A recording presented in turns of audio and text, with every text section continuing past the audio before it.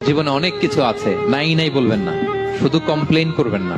অনেকে দেখবেন শুধু অভিযোগ, এটা নাই ওইটা নাই, এই পাইলাম না, ওর আছে এটা, ওর আমার সাথে কেন এমন হয়, আমার সাথে শুধু আমার সমস্যা। এগুলো যারা বলে তাদেরকে আল্লাহ নেয়ামত আরো ছিনিয়ে নেয়। বরং যারা অল্প পেয়েও বলে আলহামদুলিল্লাহ, তাদেরকে নেয়ামত দেওয়ার ধারাবাহিকতা আল্লাহ তাআলা অব্যাহত রাখেন। সব অবস্থায় আলহামদুলিল্লাহ, যে কোনো পরিস্থিতিতে, যে কোনো অবস্থায় কি বলবো আমরা?